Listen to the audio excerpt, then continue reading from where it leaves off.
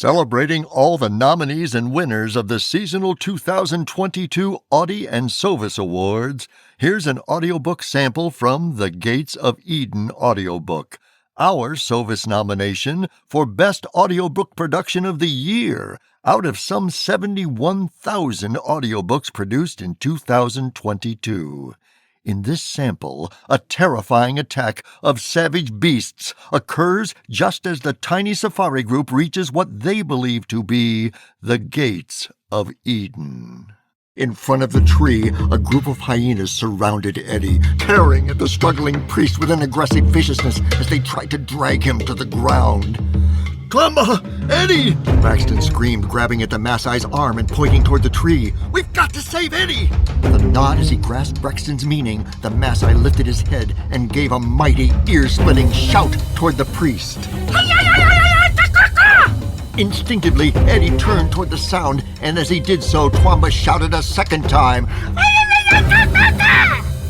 Then, holding the blood-stained spear horizontally in his hand, the Maasai thrust his arm forward, hurling the spear across the space that separated him from the priest.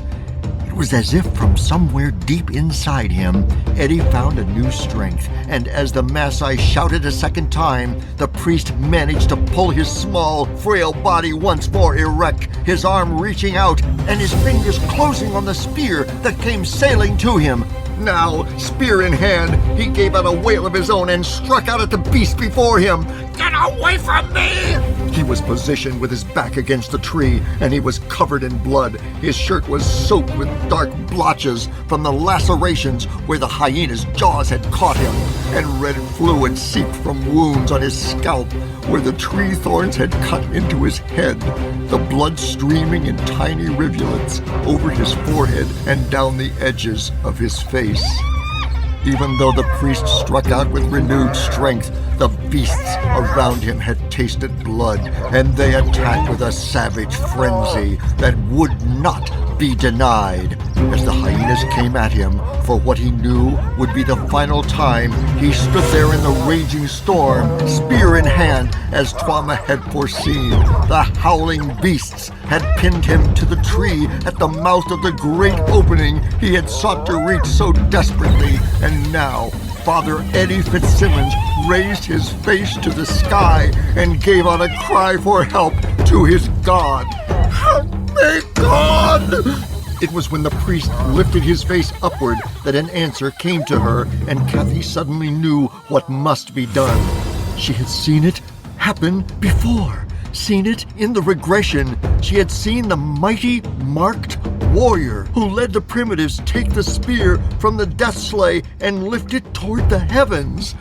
"Braxton!" she screamed. "It's the spear! Eddie must lift the spear!" She raised her arm toward the sky to illustrate. "Tell him to lift the spear toward the sky!" Nodding in understanding and raising his own arm upward, Braxton screamed across to his friend. "Eddie, lift the spear! Oh, please, hear us, Eddie! Lift the spear!" Hearing the distorted sound of human voices calling from above the vicious snarling of the beasts that attacked him, the priest's attention was pulled in the direction of the human sounds where, beyond the attacking beasts, Eddie could see Braxton and Kathy shouting to him, their arms raised to the sky. In a moment of absolute clarity, as would sometimes happen when he was in deep prayer, all confusion fell away. All that was around Eddie seemed to slow, and the humble priest knew beyond any shadow of a doubt what he must do. Within what seemed to be a glowing aura of protection, where nothing living could ever harm him again, Eddie pulled himself up proudly to his full height, and lowering his hand to grasp it at its base, the priest lifted the spear high into the air, lifted it exultantly in reverent devotion to his God, and the sky opened.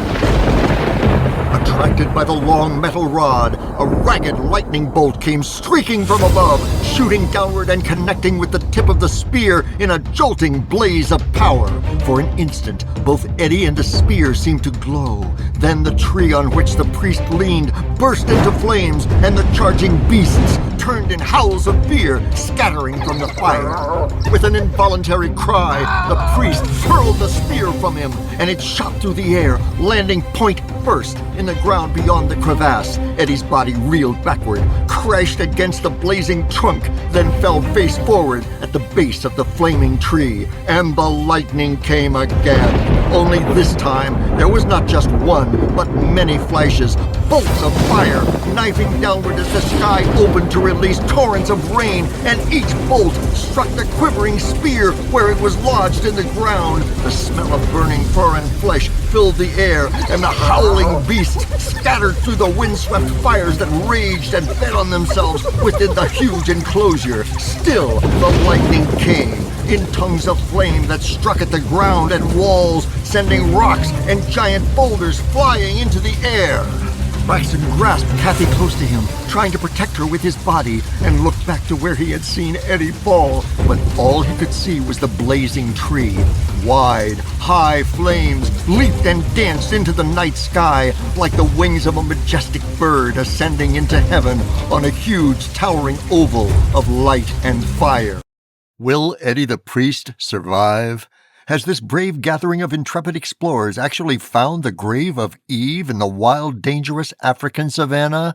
Order your copy of the Gates of Eden audiobook as a digital download at audible.com or amazon.com. Also available as a CD or MP3 edition wherever audiobooks are sold.